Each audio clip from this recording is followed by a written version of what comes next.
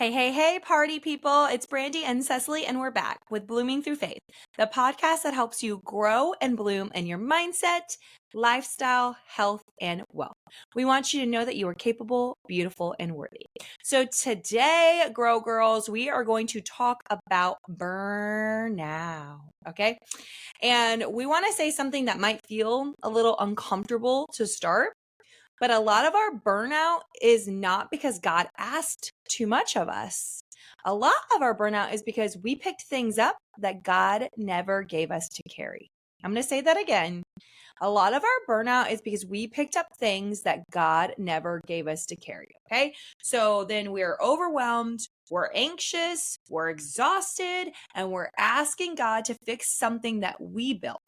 Because somewhere along the way, we stopped asking. We stopped asking, God, what do you actually call me to do?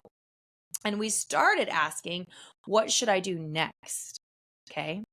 So again, start your day with saying, God, where do you need me? What are you calling me to do? How can I show up today? Right? So what we've been doing is we've just been like, what can I add? What's going to make me look better? What's going to make me busier, right? Another activity, another responsibility, another commitment. And before we know it, our lives are so full of all that stuff that we don't have any space left for what God actually cares about.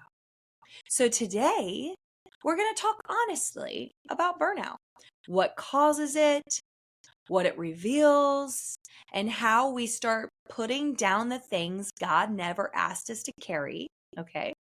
So that we can actually pick up the things He did call us to do. Yeah, that's really good because I think so often we walk through life with burnout. Like we just think it's like a normal feeling. Like we're like, oh, this is just how I feel. Like anxiety is just such a normal thing. And so I think we don't realize that like burnout usually shows up before we realize it. And so it just looks like what we think is the average day-to-day life now. Like we constant exhaustion, irritability over little things, feeling emotionally numb, feeling anxious all the time. We start to lose joy in the things that we used to love. Our quiet time with God can feel rushed, or maybe we're not even having quiet time anymore. Like if you're saying, I don't have time to spend with the Lord, your priorities are already off. I'm going to tell you, something has to stop. And that's not a choice. Like that's like a necessity. You can feel like you're constantly running, but you're never actually present. Like how often do you feel truly present with your children? A lot of times we'll blame life, we'll blame circumstances, we blame even our kids sometimes, things around us. But if we're honest, like the real reason that we feel this burnout is because our lives are full of things that were never supposed to be there.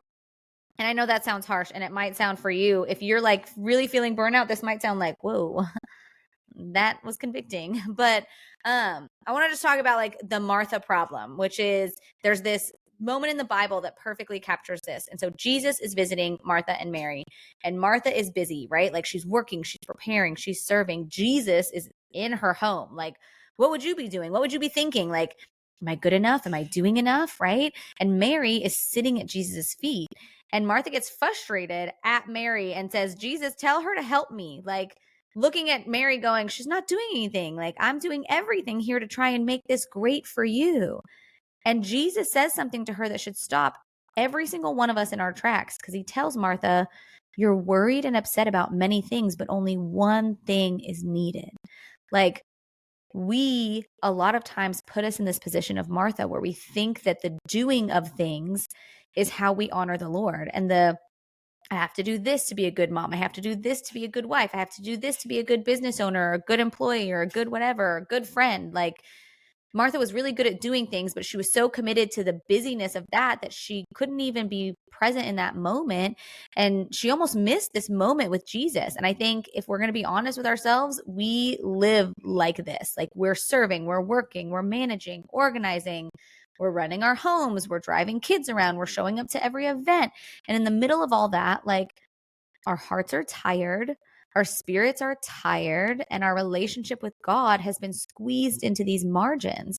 And so I don't know at what point we decided that work mattered more than our heart. But stress and anxiety and exhaustion are not the normal way to live. Like Jesus offers us something very different. He offers us peace and clarity and joy. And we can't receive those things if we're constantly in this sprint through life. Yeah. What you just said there was like at some point we feel like work is more important than our heart, and like actually that's Mhm. not the case, right? Yeah. Our heart should come first, our purpose, our family, you know? And we've got to figure out, what we can let go of in life so that we're not living in burnout. That's so good, Cecily. So let's take a second. Let's talk about the real sources of burnout for a second, right? Where does it come from? Well, one thing, it comes from expectations, all right? Whose expectations are you living by? Is it your family? Is it your spouse? Is it your church culture? Is it, highlight reels on Instagram? Mhm. Is it other moms? Mhm. Is it some version of yourself that you feel like you have to prove something to? And I feel like this was a big one for me, causing so much burnout, is like a version of myself that I want to prove that I am worthy and I am capable. Like, I had to tell myself I am already. Mhm. I am already Yep. chosen. I am already loved. I am already worthy. I don't have to prove anything to anybody, right? So, women today, we feel pressure to be everything at once and everywhere at once. So, we feel pressure to be the perfect mom, a successful professional in our career, Mhm. involved in volunteering everywhere, the healthy mom, the organized homemaker, the supportive wife, the always available friend. We got to talk about that a little bit more in detail, okay? And we're says it's like, yep. And we're trying to carry all of these hats, do Mhm. all of these things, do them all perfectly all of the time. Okay? But listen here. God never asked you to do everything, babe. He asked you to be faithful to what He called you to do. All right? Those are not the same thing. So let's talk about rest for a little bit. And like, obviously, we talk about, overcoming trauma. And if you are a trauma survivor, Mhm. abuse survivor, like, we can't rest. Like, it takes your body time to actually be okay with rest and recovery, right? Because, going nonstop, that's a trauma response. So let's talk about rest for a second. A lot of women don't actually know how to rest, okay? Mhm. We know how to collapse. We know how to just doom scroll, just like look at our phone and scroll. That's not Mhm. resting. We know how to distract ourselves by doing something else. We're constantly always doing something and doing something for others. But we don't actually know how to restore our souls, okay? Yeah. So real rest is what fills you back up. All right. So time with God, right? That's a non-negotiable. What does that look like for you? What time of day do you have a prayer closet? Are you, watching the sunset and praying? Are you starting your day with your Bible, your devotional, right? Silence, silence. Whether it's in the car, again, whether you're watching the sunrise, the sunset, just having some downtime. You're not on your phone, your kids aren't around, you're not answering messages. You are just sitting in silence. Movement. We are both trainers. Movement is medicine. All right. I Mhm. always say I don't move to look good in a bikini. I move for my mental health, right? Get out in nature. We've talked about this on the podcast before, but man, some vitamin D, baby. Sunshine changes everything. Now you put sunshine and you're walking in the woods, you're walking on the beach, you're in nature and you're silent and you're actually watching the birds chirp. You're actually watching the waves. You're actually watching people play on a hammock. Game changer, right?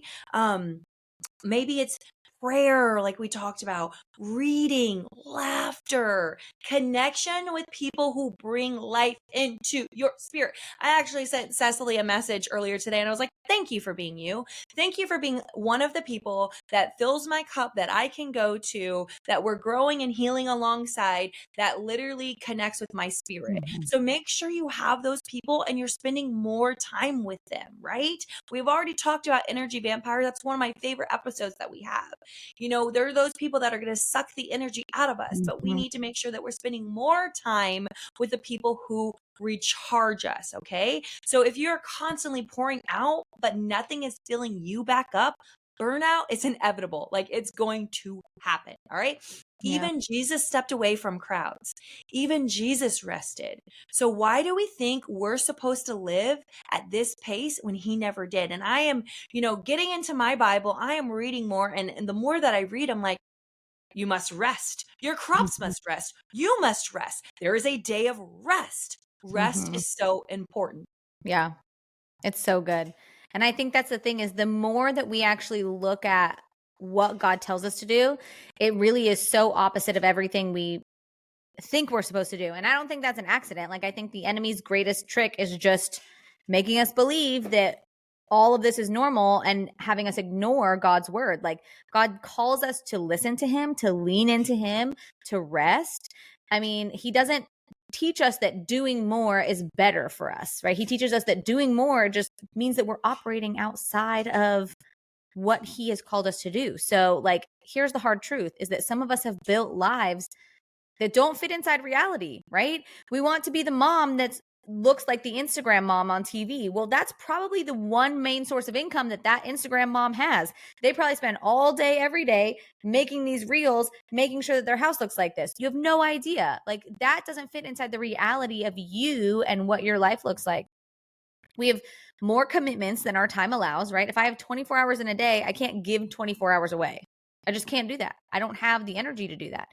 We have more expectations than our energy can carry, right? You can't do 3 different sports in a day and not expect to be exhausted. Like, we have more responsibilities than we're meant to hold, and we move like everything is an emergency. And this is the biggest thing that I have learned over time is a therapist told me one time to sit back and look at and write down in my day how often I move like something is an emergency. And it was everything. It was literally everything I did. I was moving as if it was like my last day on earth. And she goes, "Why are you doing that?" And I said, "I don't know. Like, there isn't an emergency, right?" So most things are not emergencies. Like, even look at the pace in which you get ready in the morning. Look at the pace in which you even do the dishes, do laundry. Like, it's like you're setting like a fake timer on yourself that isn't real. Like, when you go to work out, do you have in your mind like, "Oh, I only have this amount of time"? Or do you give yourself space to like stretch and move and recover? Like, that's the most important thing. Like, most things are not emergencies. And I love when people are on time. Like, listen, I do not like being late places. I find it rude to people. Brandi really, listen, later in the episode, she'll have a lot to say about being on time. However, I will say, if you have to be like, I have told my kids, like, if we are already running late, rushing and stressing ourselves out and creating this emergency in our minds is not going to make us any more on time. The best we can do is like apologize and go about our day and move a little bit slower. So I like what you just said, because I'm getting that mindset too. I'm like, okay, I think we're gonna be late. I don't rush my kids. I'm just like, okay, let's go, let's whatever. But a lot of the times where I leave a little bit later because I didn't rush and I thought we were gonna be late, we were right on time, baby. The Lord It's doesn't so look at good. time the way that Those we little do. things Listen. where he is working when you don't even Mhm. realize it. Also, let's just randomly just throw this out there because people drive like maniacs. Did you know, obviously, people are scared of airplanes, but way more people die in automobile crashes. Anyway, that being said, if you are late, don't speed, don't run red Yeah. lights, and don't swerve over 4 lanes. Like, just miss your exit, because it's way more And go important to be late around. Yeah. than get into an accident or get injured, Because the thing is, you're going to save maybe 1 minute, 2 minutes. Like, you're not saving a substantial amount of time. That's the thing. Like, it's not an emergency, because if I'm already 5 minutes, if I'm 5 minutes or 6 minutes late, it doesn't make much more of a difference. Like, I'm already there. We're already in this place, right? So, like, it does no good to just raise your cortisol levels and be all stressed out. And you could hurt someone. And be That's mean so to your good. kids. Don't do that. Like, No, and and not especially everything. if they're younger, their kids are Yeah. gonna be kids. They Kids are freak gonna be out. My daughter, if I am stressed out and running late and I'm running around like my hair's on fire, she panics. Like, she's like, "Okay, I don't know what to do." Like, she really freaks out. And I'm like, I don't want to do that to her. Like, Poor Maddie, like, he doesn't know what to do Sweet with Maddie, herself. you better not do She's that to her perfect little girl. freaks out. She's very delicate, my sweet girl. She can't do it, okay?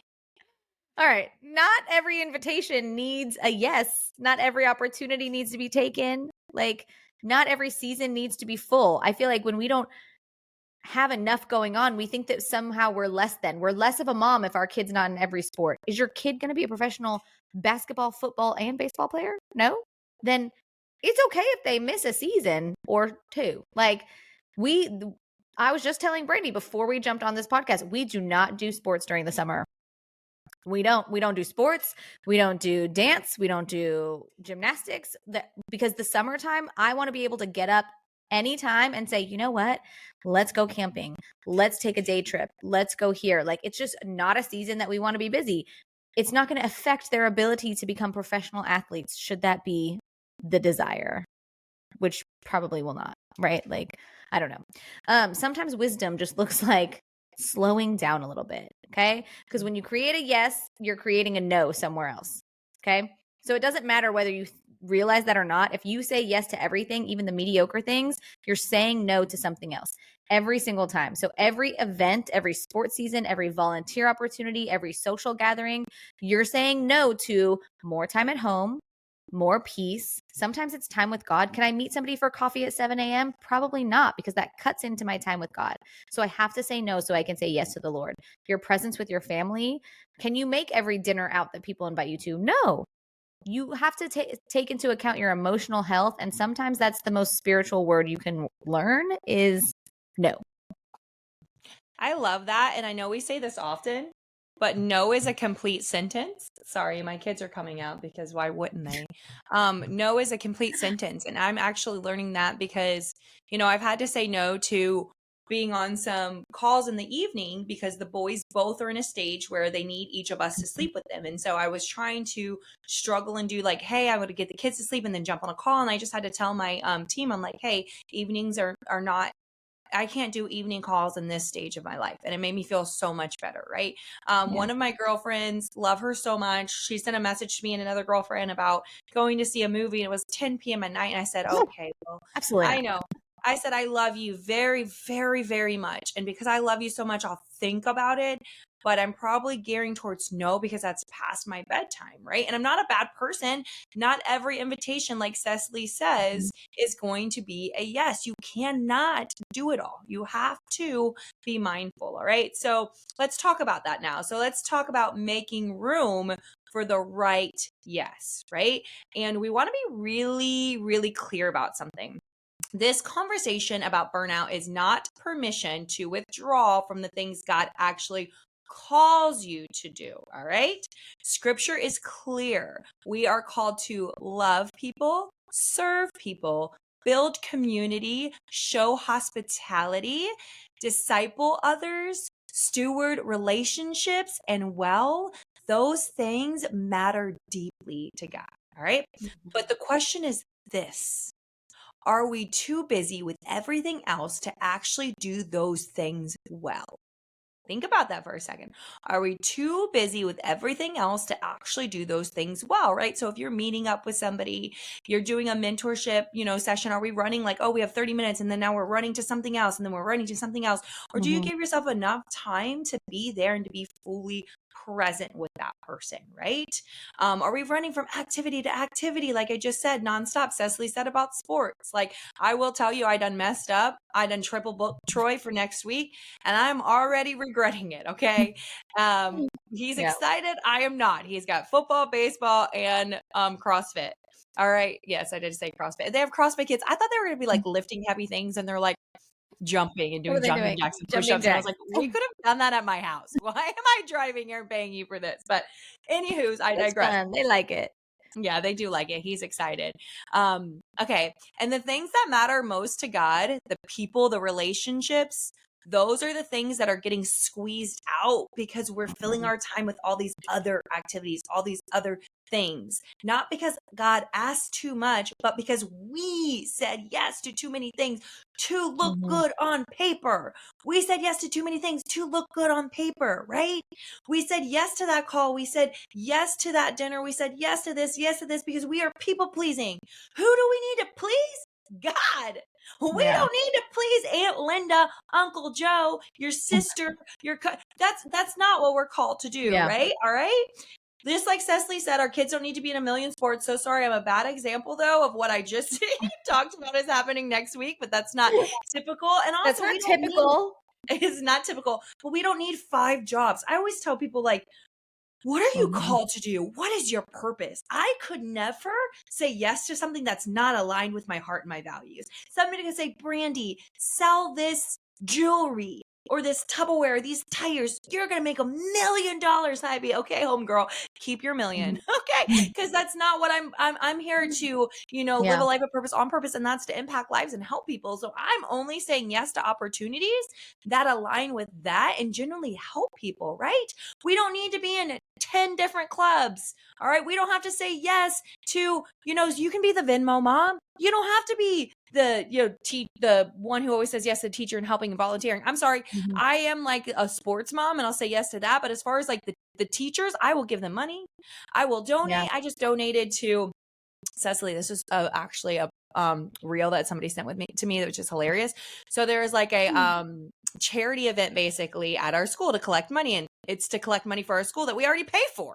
And so I didn't even put 2 and 2 together. I was like, we're already paying to go to this school, and then now we're gonna pay to go to this event, this gala, and I already donated gift cards for this. It's just actually pretty funny. Anyway, you don't have to be part of everything. Only be part of things that fill your heart with joy and know that you're doing stuff with your purpose of why you were created, why you are here on this earth, right?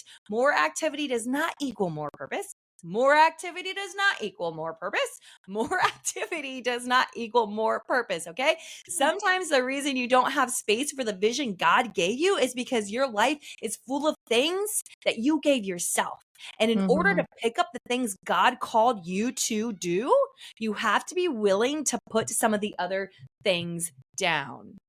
And if you're watching on Spotify, here's my son, Cecily. I'm muting myself now. That's great. Listen, I think that what Brandi said was totally spot on. I think that when you think about being a sports mom, I mean, we're moms. That's what happens. We have kids in the background.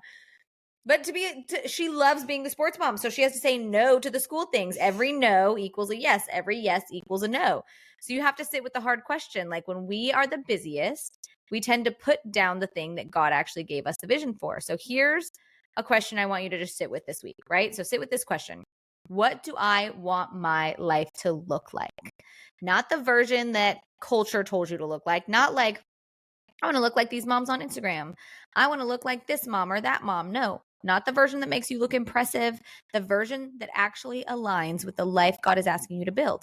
Because the truth is this: you were never supposed to carry everything. You are not supposed to. Like sometimes the most obedient thing that you can say is, that is a no for this season.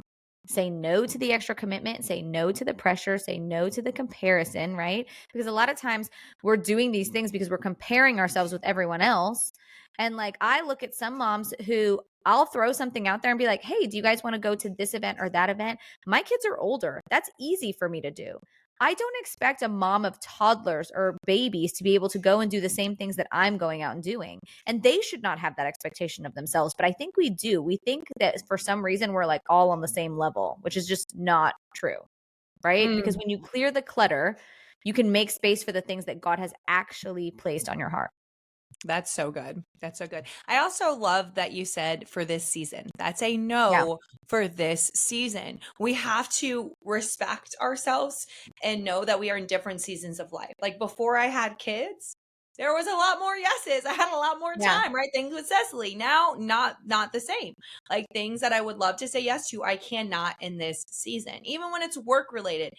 Cecily and I have huge dreams of more impact and helping, but we got to know what season that we're in And maybe it's not the time right now because time is precious and we only have X amount of time in each day. So let's take a second and let's talk about trusting God, because at the core of burnout, that's often the issue. It's trust. Do you actually believe that God is going to guide your life? Do you trust that he will bring clarity? Do you believe that everything depends on you or on him, right? Because when we believe everything depends on us, we carry everything. We control everything. We say yes to everything. But scripture tells us, trust in the Lord with all your heart and lean not on your own understanding, okay? God is capable of directing your life.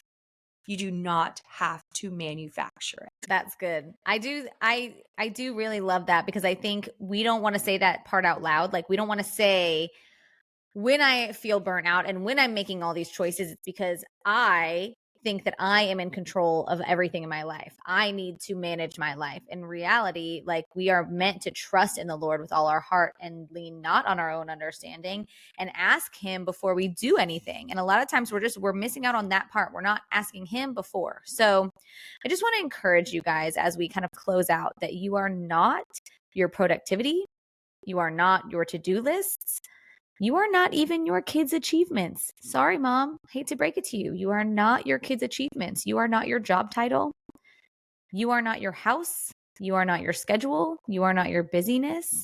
Like, I am not Cesley the pastor. It's really easy to like hang your hat on a title like that. That can create a lot of pressure. I am Cesley, a child of God. I've been created by God with purpose and with identity, regardless of what I do and what my title is. Our culture tries to measure a woman's value by how much we can carry, but God measures our lives in faithfulness. You are already loved. You are already chosen. You are already seen. You do not need to prove your worth through exhaustion. You don't gain anything else by being the most exhausted one. Actually, I feel like you're missing out by being the most exhausted. That's a hard word. Exhausted one. Exhausted. Okay. You're missing out on a lot. And I love what you just said, because your title, the amount of money in the bank, your house, how clean it is, that doesn't matter, right? What matters is that you realize that you are already created and you are already worthy and you're already capable. And as women, we talk about this a lot. Holy moly, we're not only like working and earning income, but we're taking care of our kids and we're driving them here and we're driving them there. So when we can really figure out what the cause of our burnout is and how we're living our life, I think that goes a long way, right? So if you are feeling burnt out right now, here's the place to start. All right, ask God one simple question. What do you call me to actually do? Then ask another. What am I carrying that you never asked me to carry? And have the courage to start putting some things down. Because when you clear space in your life, you make room for peace. You make room for joy. You make room for the version God has placed inside you, the version of you that God has placed inside you that is waiting to come out, all right? And that's where life truly begins to bloom. We want you to remember you are beautiful, capable, and worthy, and we cannot wait to watch you grow, girl.